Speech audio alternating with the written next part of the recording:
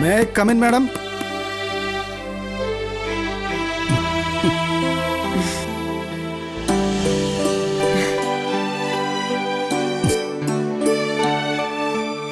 മധുവങ്കിളെ ഇവിടെ ഉണ്ടായിരുന്നോ?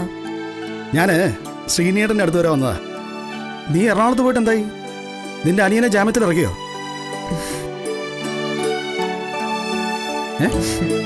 എന്തായി?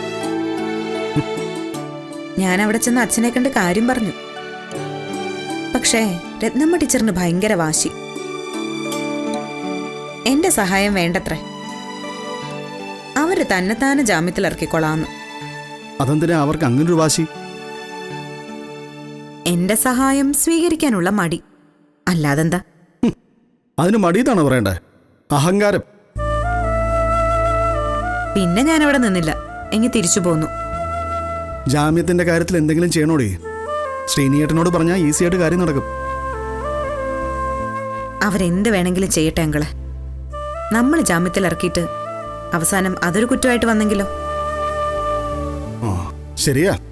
നമ്മളെന്തിനാ നമ്മളെ വേണ്ടാത്തവരടുത്ത് കൊണ്ടുപോയി നമ്മുടെ വില കളയുന്നു? ഇരിക്കങ്ങള്.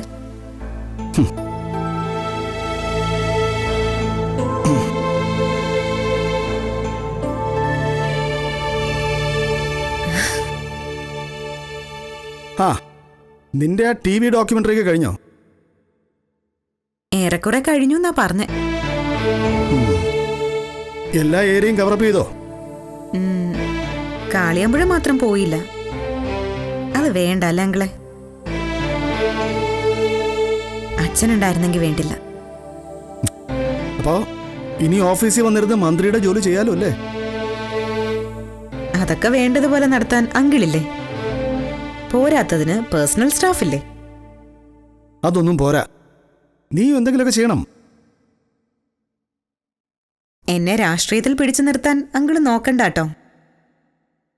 ഞാൻ ഇനി സിവിൽ സർവീസിന് പ്രിപ്പയർ ചെയ്യാൻ പോവാ. അടുത്ത വർഷം ഞാൻ ഈ കിരീടമെടുത്ത് അങ്കിളുടെ തലയിലോട്ട് വെച്ച് തന്നിട്ട് ഇവിടുന്ന് പുറത്തു ചാടും. നിനക്കെന്താ മന്ത്രി കസേരയിൽ ഇരിക്കാൻ ഇത്ര മടി? അങ്കിളെ, സത്യം പറഞ്ഞ ഇത് ചുളിവിൽ കിട്ടിയതല്ലേ. എന്റെ എന്തെങ്കിലും മെറിറ്റ് ഇതിന്റെ പുറകിലുണ്ടോ? ഇല്ല. ഇങ്ങനെയല്ല വേണ്ടത്. നല്ലതുപോലെ പണിയെടുത്തിട്ട് ഒരു സ്ഥാനത്ത് കയറി പറ്റണം. അതെന്റെ മിടുക്കുകൊണ്ടാണെന്ന് എനിക്ക് തന്നെ ഒരു അഭിമാനം തോന്നണം. ആരോടും കടപ്പാടൊന്നും വേണ്ടെന്നാണോ?